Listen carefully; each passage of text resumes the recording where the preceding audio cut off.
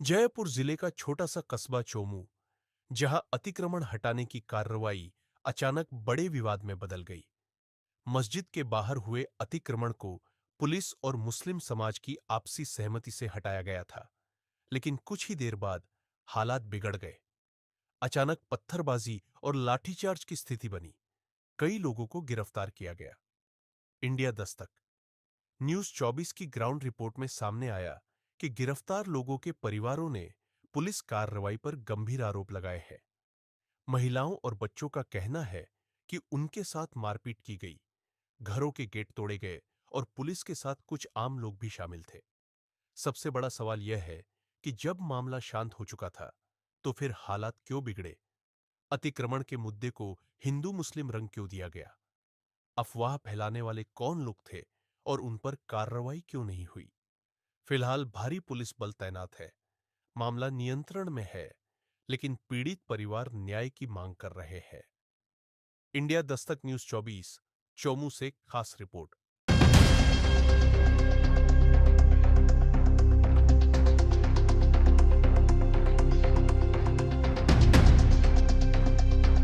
सरकार से चाहते हैं हम इंसाफ दो, हमारे को इंसाफ दो, हमारे बच्चों को छोड़ो। बेगुनाहों को घरों से घसीट घसीट के ले जाया गया और वहां ले जाके उनके ऊपर अत्याचार किया बिना किसी रिपोर्ट के, बिना किसी मुकदमा दर्ज के।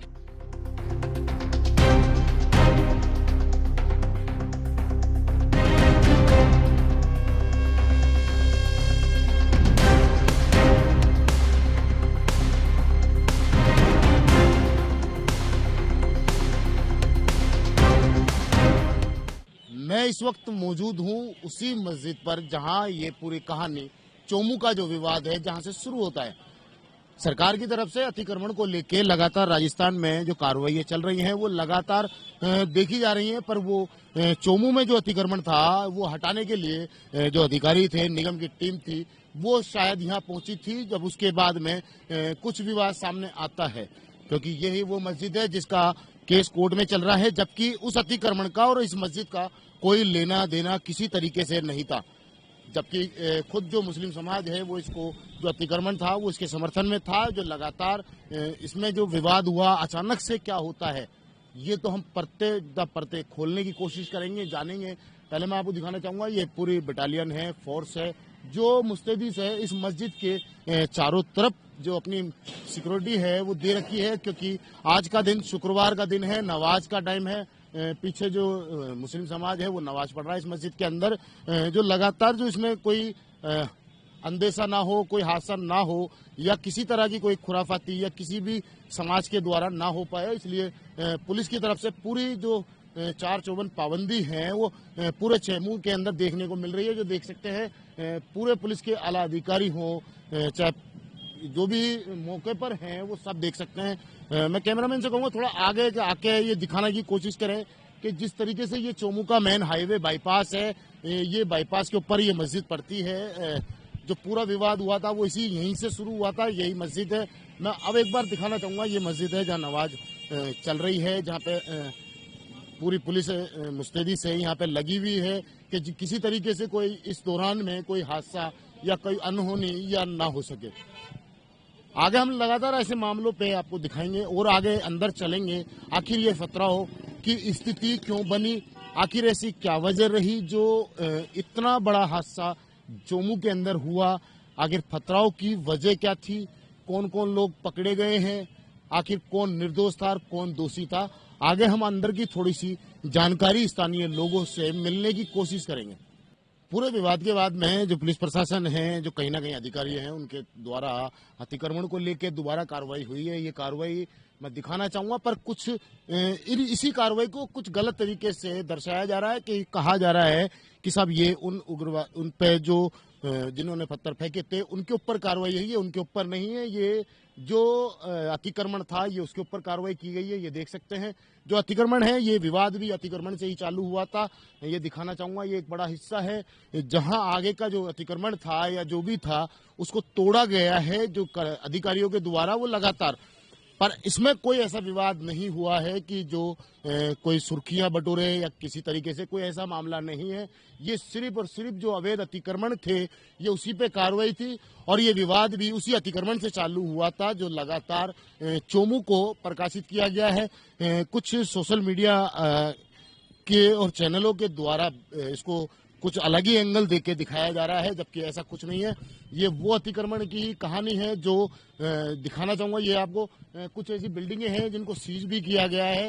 ये एक नोटिस है जो चस्पा किया गया है इस पे बिल्डिंग पे, ये आप देख सकते हैं सामने ये नोटिस लगा के इसको जो चस्पा किया है। और ये अतिक्रमण जो है वो लगातार राजस्थान में हर जगह अतिक्रमण के खिलाफ जो कार्रवाइयां हो रही हैं वो अतिक्रमण को लेकर है। जो यही अतिक्रमण इसको हटाने का प्रयास हुआ था जिसपे ये पूरा मामला थोड़ा सा गरमाया था, क्योंकि लगातार ऐसे मामलों में सरकार अतिक्रमण से जो मुक्त है वो अतिक्रमण को लेकर सख्त नियम में लगी पड़ी है और इसी अतिक्रमण की वजह से ये विवाद हुआ था। कहाँ से हो भाई सब आप लोग? यही चोमू से? तो ये देख सकते हैं कि ये पूरा एरिया है जो विवादित जिसको बताया जा रहा है, जबकि ऐसा कोई विवाद नहीं है। यहाँ किसी तरह का कोई ऐसा मामला नहीं देखने को मिल रहा। ये सिर्फ अतिक्रमण पे जो लगातार जो कार्रवाई है वो अतिक्रमण को लेकर है, अतिक्रमण हटाने को लेकर है। ये देख सकते हैं एक बड़ा पूरी गली है, ये ऊपर से मेन हाईवे से ये अंदर ये इमाम चौक है वहां तक जाता है, जिसपे जो भी अवैध की जो निर्माण थे या कुछ भी ऐसी चीज थी जो अतिक्रमण थे उनको हटाने का प्रयास पुलिस के द्वारा किया गया है। हम आगे भी और लोगों से जुड़ेंगे, बात करेंगे क्या है आखिर क्या ऐसी वजह रही जो उस दिन पथराव की स्थिति हुई, आखिर कौन लोग थे जिन्होंने ये पथराव किया, आखिर कौन कौन लोग हैं जिनको गिरफ्तार किया गया है। मैं इस वक्त मौजूद हूँ वो चोमू जो इस टाइम सुर्खियों में है। ये राजस्थान का वो शहर है जो शायद अभी विवादों में घिरा हुआ है।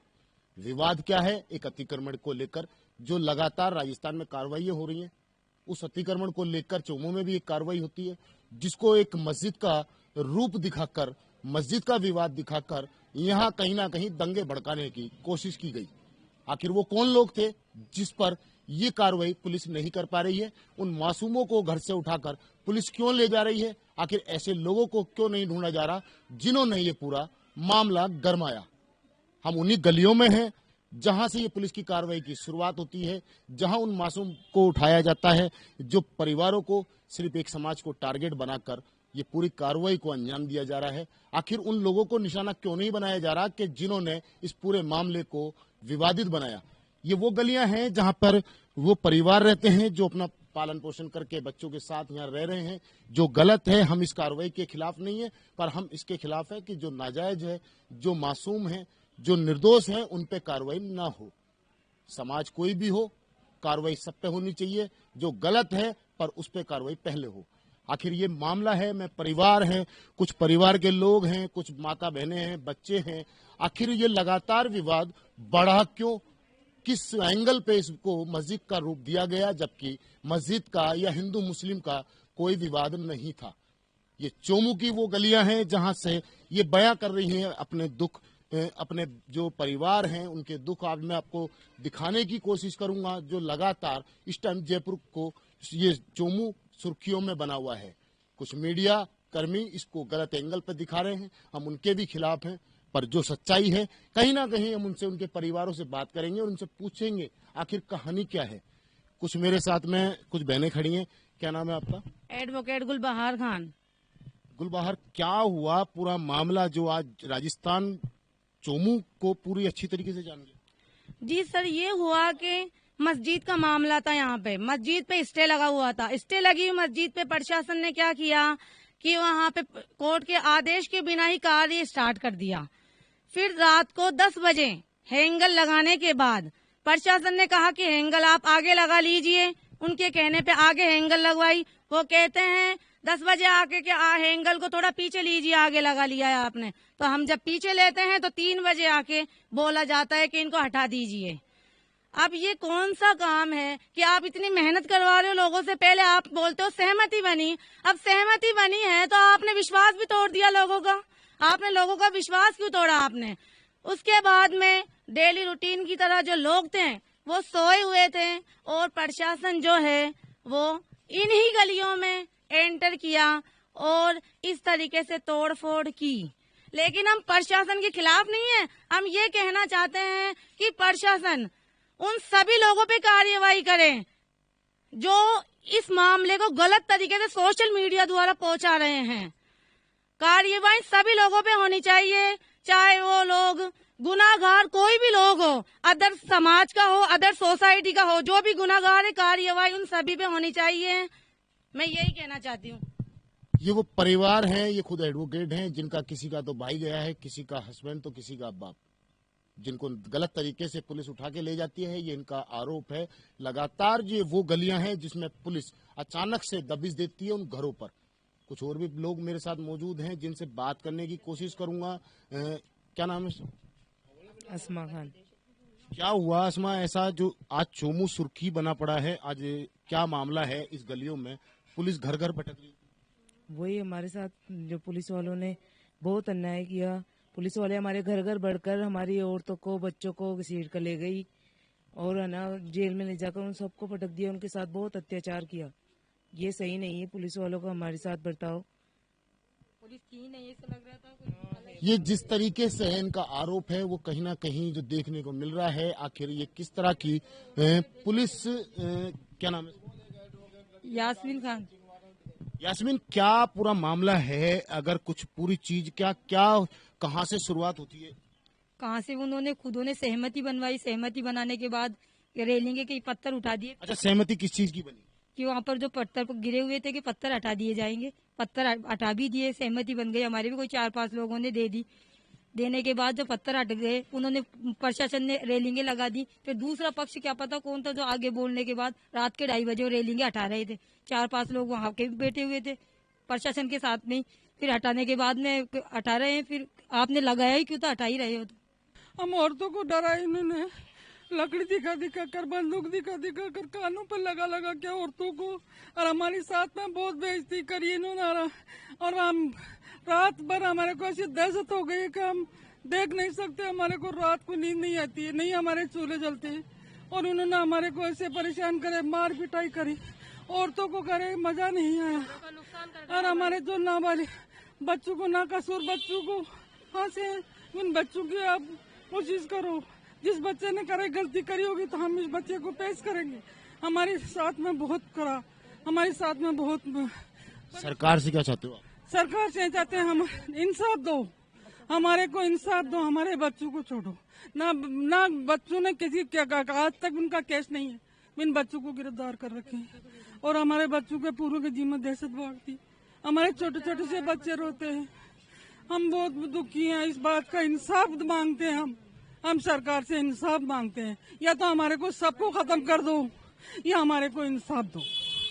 ये अगर उनके खिलाफ कोई सबूत है तो रखो, कोई वो आपको ये नहीं बोल रहा कि हमारे बच्चों को छोड़ दो, लेकिन उनके खिलाफ ना कोई सबूत मिला है, ना उनके खिलाफ कोई मुकदमा दर्ज हुआ है। बेगुनाहों को घरों से घसीट घसीट के ले जाया गया और वहां ले जाके उनके ऊपर अत्याचार किया, बिना किसी रिपोर्ट के, बिना किसी मुकदमा दर्ज के। अत्याचार करने के बाद जब पुलिस से पूछताछ की गई कि आपने बेबुनियाद सबूतों के, बिना सबूतों के तौर पर उन पर को क्यों मारा, तो उन्होंने कहा इन्होंने पथराव किया। उसके ऊपर मेरे पास सबूत है कि पुलिस ने खुद ने पथराव किया है आम जनता के ऊपर। इनके पास एक वीडियो है जो शायद एविडेंस के तौर पे दिखाना चाहूंगा मैं जनता को। इनका कहना है कि पुलिस खुद पथराव कर रही थी हमारे ऊपर, जबकि महिला, बच्चे जो सब मौजूद थे उन पे पथराव। बताइए। ये सर, ये रात की घटना है, ये दिख रहा है प्रशासन खुद हमारे आम जनता के ऊपर पथराव कर रहा है। पुलिस का जो एंगल है वो एक ये भी है जो लगातार। क्या कहना चाहोगे ऐसी पुलिस को? ऐसी पुलिस को यही कहना चाहेंगे कि अगर आप हमारी सुरक्षा के लिए हैं तो आप हमारे ऊपर पथराव कैसे कर सकते हैं? क्या हम न्याय के लायक नहीं है? हम यही चाहते हैं कि जिन मुसलमानों के खिलाफ मुकदमा दर्ज हो, जिनके खिलाफ उनको सबूत मिले, उनके ऊपर कार्रवाई की जाए, लेकिन बेगुनाहों को परेशान न किया जाए। और जो जिनको आपने अरेस्ट किया उनको छोड़ा जाए। अगर उनके खिलाफ कोई सबूत है तो उनको ले जाके उनको सजा दो। हम इस चीज पे एतराज नहीं कर रहे हैं, लेकिन जब तक उनके खिलाफ कोई सबूत नहीं है, कोई रिपोर्ट नहीं दर्ज होती है, तब तक उनको छोड़ा जाए और बिना रिपोर्ट के कानूनन किसी के ऊपर अत्याचार नहीं कर सकते। कौन लोग थे जिन्होंने ये पूरी मस्जिद का विवाद, हिंदू मुस्लिम का विवाद बना दिया? सही है, प्रशासन था। प्रशासन ने खुद कहा 3 बजे, अभी शाम के 3 बजे पे गाटर लगा लो, पत्थर उठवा लो। जब पत्थर उठवा लिए गए, गाटर लगा दिया गया, फिर प्रशासन रात के 3 बजे अंधेरे में जैसे ही लेके आता है और गाटर को उठा के ले जाता है। क्यों? अगर आपको उठाना था तो आपने दिन में लगवाए क्यों? अपनी सहमति क्यों दी लगाने के लिए? दबाव पड़ा है। अगर वो प्रशासन जो आई, एक बात बताइए सर, घर में घुसने के लिए अगर सोसाइटी में आप घुस रहे हो तो क्या आपको वारंट की जरूरत नहीं है? जब उस दिन कानून और कोर्ट बंद थे तो आपको वारंट किसने दिया घर में घुसने का? और प्रशासन का मुद्दा यह है कि प्रशासन रोड से जाए, एक भी प्रशासन का कोई भी अधिकारी रोड से नहीं गया, बीच मोहल्ले में आए और घरों में नाबालिग बच्चों को ले जाके और कानून की हिंसा, कौन कानून हिंसा कर रहा है? मुझे शायद आप कानून की पढ़ाई कर रहे हैं। बिल्कुल सर, मैं एडवोकेट हूँ, सेशन कोर्ट में प्रैक्टिस पे हूँ सर मैं, और उपाध्यक्ष मोनिका एडवोकेट के नीचे काम कर रही हूँ सर मैं। अगर मेरे को कानूनन अगर इतनी जानकारी है कि कोई अपने घर में बिना वारंट के नहीं घुस सकता तो किस बिना पे वो औरतों को भी ले गए, नाबालिग बच्चों को भी ले गए और उनके ऊपर अत्याचार किया? क्यों सर? ये कौन सा कानून आपका नाम? है? एडवोकेट नूरजहां खान नाम है मेरा। कुछ लोगों द्वारा इस पूरे मामले को एक अफवाह के तौर पे उड़ाया जाता है और ये पूरा मामला हिंदू मुस्लिम का रुख बनाने की कोशिश की जाती है, पर कहीं ना कहीं पुलिस की सतर्कता से इस मामले को हिंदू मुस्लिम के रुख में नहीं बदला गया। पर बात एक ये आ रही है कि आखिर ये कार्रवाई किस तरीके से होती है कि एक ही समाज के टारगेट बनाना या करना, या कुछ लोगों को उठा के पुलिस ले जाती है, आखिर किस तरह के मामले हैं। मैं फिर एक बार एडवोकेट हैं, क्या लगता है ये कार्रवाई क्यों हुई और क्यों होनी चाहिए थी और क्यों नहीं होनी चाहिए थी? आखिर प्रशासन ने उन लोगों को क्यों चिन्हित नहीं किया जिन्होंने इस पूरे मामले को विवादित बनाया?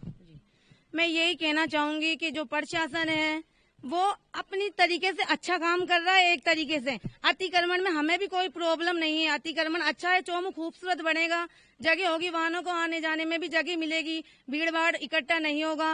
लेकिन हम ये चाहते हैं, जो लोग सोशल मीडिया के द्वारा ये फैलाना चाह रहे हैं कि जातिवाद, जैसे हिंदू मुस्लिम मंदिर मस्जिद का मामला, तो ये मामला बिल्कुल भी वो नहीं है, इसलिए हमें कोई प्रॉब्लम नहीं है। बस हम यही चाहते हैं कि पुलिस जो है उन सभी लोगों पे कार्यवाही करे जो गलत तरीके से सोशल मीडिया द्वारा बात पहुंचा रहे हैं और आपसी जातिवाद के रूप में इस झगड़े को जातिवाद से कंपेयर कर रहे हैं। तो ये मामला जातिवाद का नहीं है।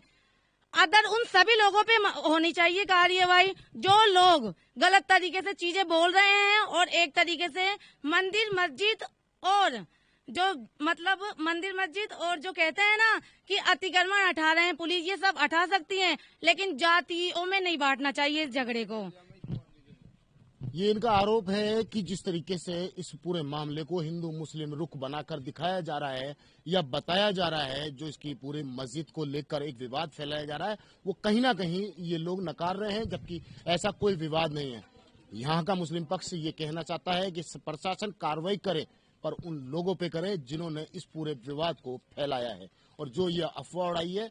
आखिर कब तक इन मामलों पे कार्रवाई होती रहेगी? क्या लगता है, क्या कहना चाहोगे सरकार से? क्या कि सरकार कार्रवाई करे?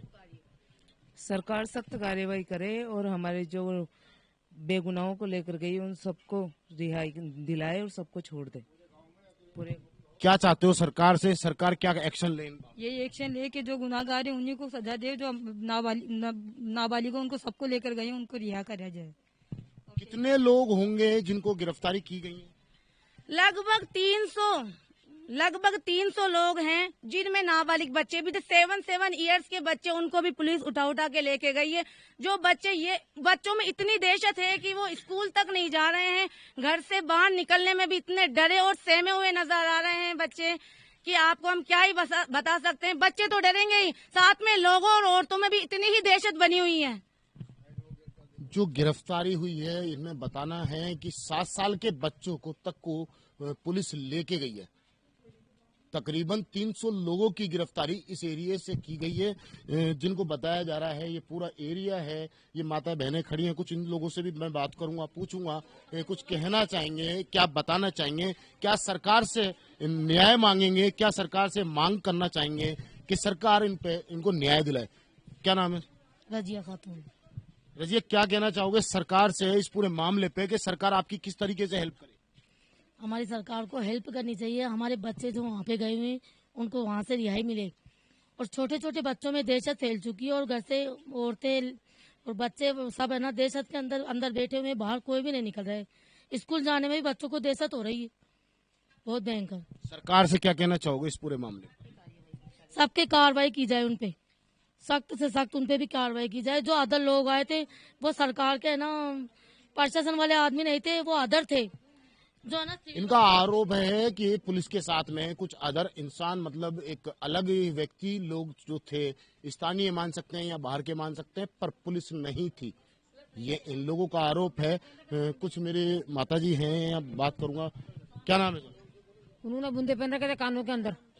जो लोग आए थे, हाँ, और वे बंदर भागते ना इस तरह भागे छतों के ऊपर।